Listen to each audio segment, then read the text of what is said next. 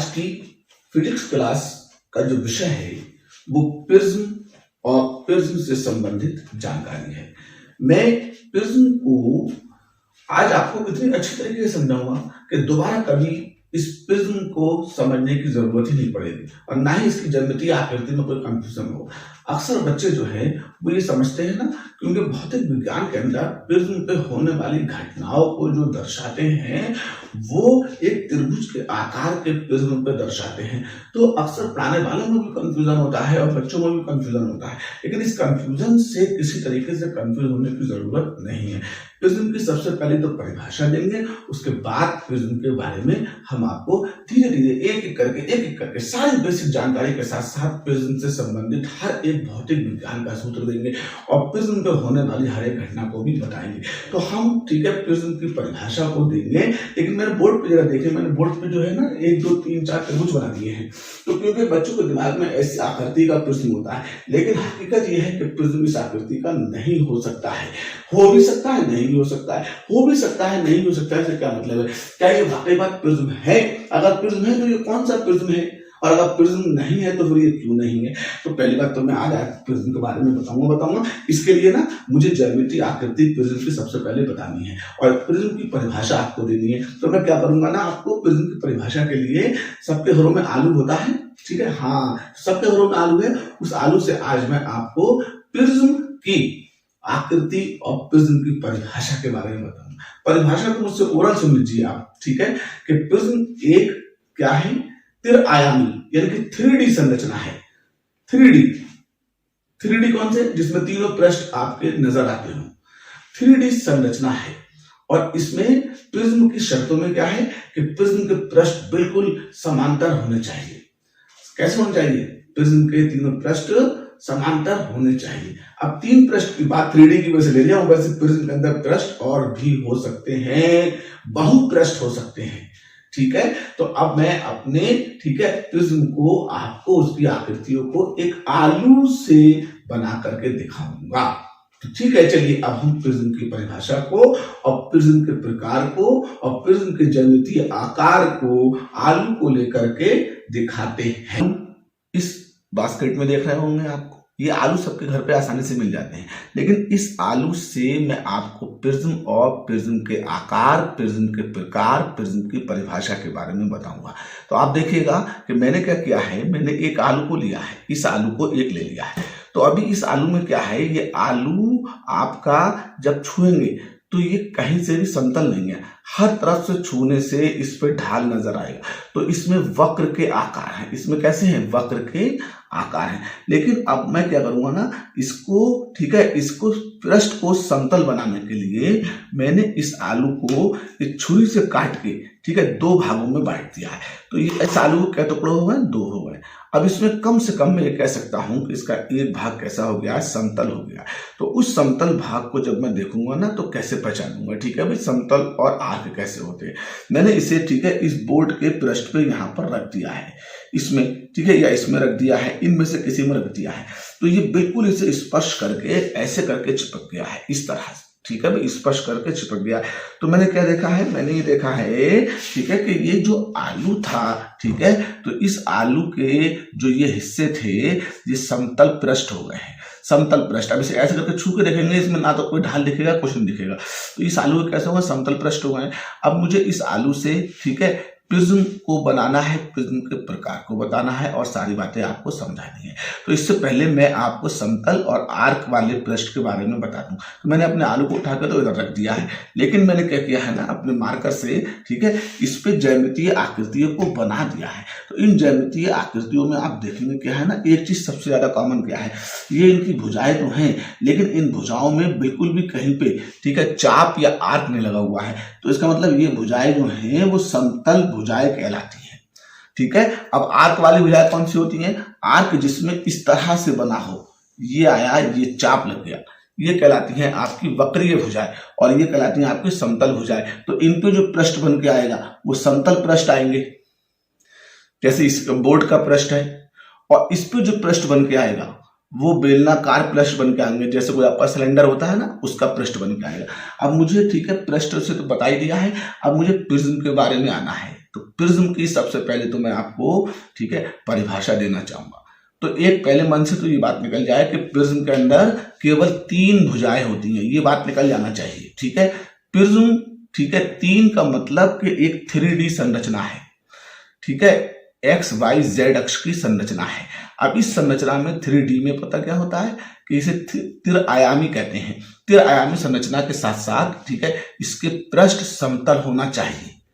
Prism एक त्रिआयामी संरचना है, इसके पृष्ठ समतल होंगे और बहुभुजीय संरचना है। बहुभुजीय का मतलब इसमें ढेर सारी भुजाएं हो सकती हैं, ठीक है, तो वो प्रिज्म कहलाते हैं।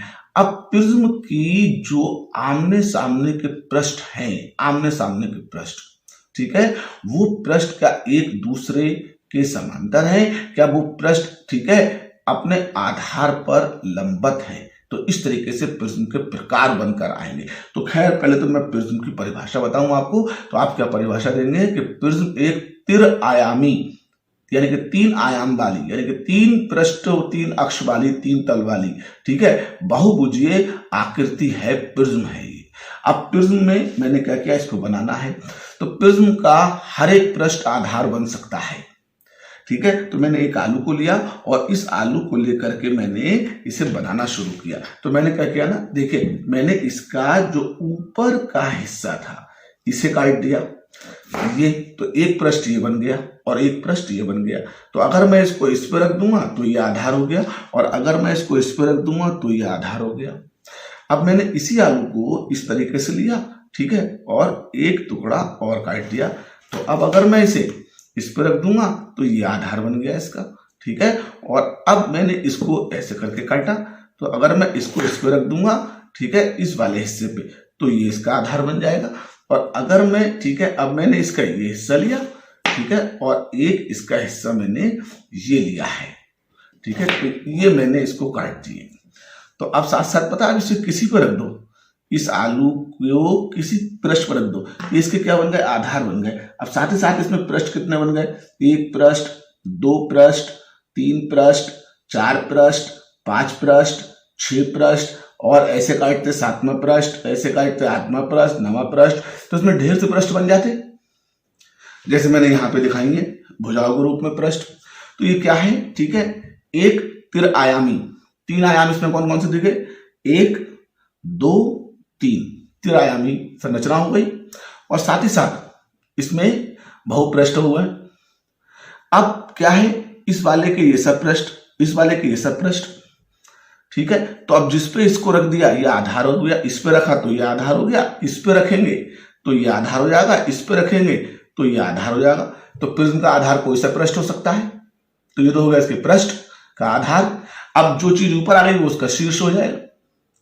तो यही तो हुई प्रिज्म की परिभाषा। तो अब इसको मैंने उठाकर रख दिया, तो परिभाषा में क्या आया कि प्रिज्म एक 3D संरचना है जिसके पृष्ठ का समतल होना जरूरी है, और वो पृष्ठ जिसपे प्रिज्म रख दिया जाता है वो उसका आधार बन जाता है। अब प्रिज्म के प्रकार आए, प्रकार में कौन कौन से आए, एक लंब प्रिज्म और एक खंडित प्रिज्म।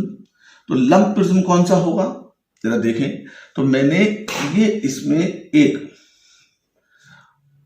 इस जैसा आलू रखा कटा हुआ, इसमें मैंने इस जैसा रखा, और इसमें मैंने इस जैसा रखा। तो ये सारे के सारे लंब प्रिज्म हैं। अब लंब प्रिज्म क्यों है, देखें, देखिए, इसमें ये वाली भुजा इस पृष्ठ के तल के लंबवत है, ये वाली भुजा इस पृष्ठ के तल के लंबवत है, ये सी भुजा इस वाले पृष्ठ के तल के लंबवत है, और ये सी भुजा इस वाले पृष्ठ के तल के लंबवत है। तो ये लंब प्रिज्म कहलाएंगे। अब लंब प्रिज्म की परिभाषा क्या हुई, जिसमें, ठीक है, हर एक पृष्ठ आधार के तल के लंबवत हो और आमने सामने के समांतर हो, तो ये कहलाएंगे लंब प्रिज्म। अब खंडित प्रिज्म कौन से हैं, खंडित प्रिज्म, तो खंडित प्रिज्म देखिए, ठीक है, ये एक त्रिभुज बना हुआ है, तो इसको मैंने ऐसे करके इसमें रख दिया, तो त्रिभुज में त्रिभुज आ गया, चतुर्भुज है, चतुर्भुज में चतुर्भुज आ गया। जरा आप देखिएगा ऐसे करके, तो जिसपे ये टिके वो तो इनके आधार हो गए, ठीक है। लेकिन अब ये वाला खंडित प्रिज्म क्यों है, ये खंडित प्रिज्म क्यों है, ये देखेंगे खंडित प्रिज्म क्यों है। तो खंडित प्रिज्म इसलिए है ना, देखिए, इसका ये वाला तो आधार है, ये क्या है, आधार है, लेकिन आप देखें तो ये सब पृष्ठ जो है ना, ये सब पृष्ठ तो ये आधार के तल के लंबवत नहीं है।